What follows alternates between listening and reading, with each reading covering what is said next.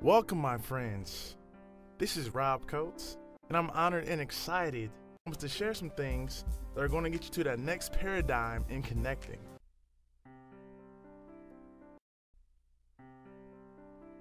Thank you for making the investment into yourself. Connect and grow rich.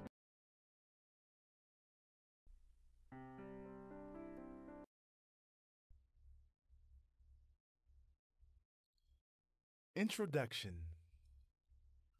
Let's keep it real. For most people, including myself, the word networking has a negative connotation. In fact, I'm pretty sure I have NADD, networking attention deficit disorder. Going to networking events and staying the whole time is a pretty grueling task for me. Getting 30 business cards shoved in my hand by people that only look at me as a dollar sign is not necessarily my idea of emotional advancement.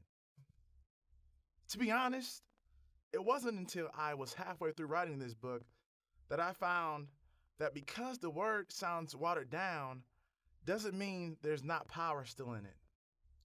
If you can get by the fact that after you graduate from college, everything you go to will be called a networking event, you'll be just fine. The goal of this book is to teach you how to become rich. Not just rich as in terms of your financial bank account, but more so in the terms of your emotional bank account. Example, rich with connections. Rich relationships, or connectionships, as I call them, will take you to places faster and more effortlessly than you ever dreamed.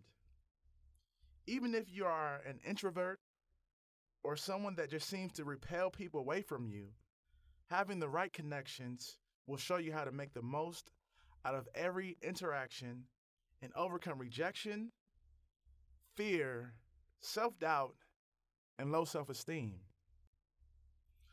I will show you simple yet effective and precise ways to attain connections that, if cared for properly, will lead you to happiness, fulfillment, and wealth.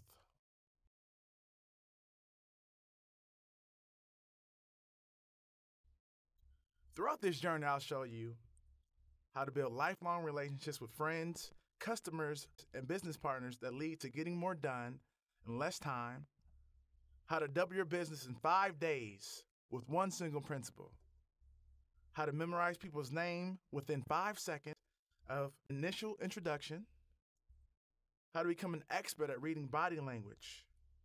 Only 7% of professionals know how to use these skills. How to connect with the most powerful people in any profession, regardless of your current status. In addition, I will show you how to create the law of attraction and begin invoking the types of relationships that you do not simply tolerate, but thoroughly enjoy. At the end of the chapter, there's a blank page. Take the time to write notes.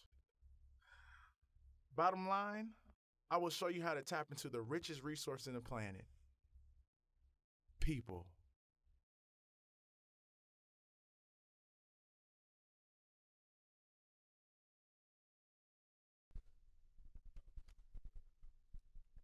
Preface.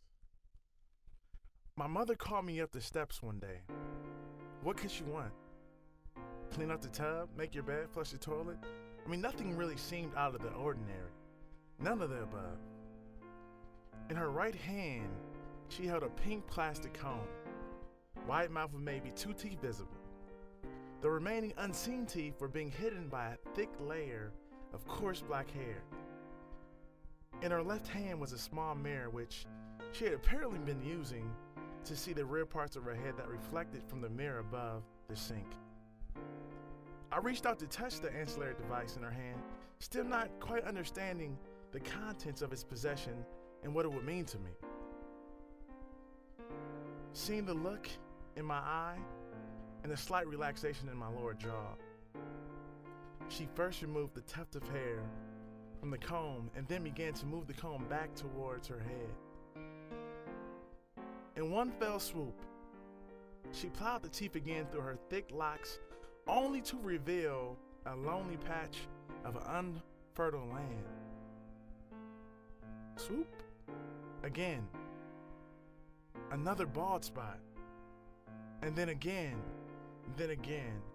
I could now plainly see the majority of my mother's follicle-less head. My head lowered as I could feel the rivers begin to flow from deep inside of me. My mother was sick. She was sick, and I, her son, had not given her the life and the freedom I had promised her. I was sick. Gently, she lifted up my chin and looked into my eyes. "Terrell," she said, "don't be sad. If I'm losing this head of hair, it's because God meant for me to have a better grade of hair. So I have to get rid of this first." In other words, what my mom was saying to me was, where we go in life is determined by this singular truth. It's not what happens to us in life. It's how we react to what happens to us in life. As I descended down the steps, I couldn't help but observe the cohesive flow of color between the carpet and the wall.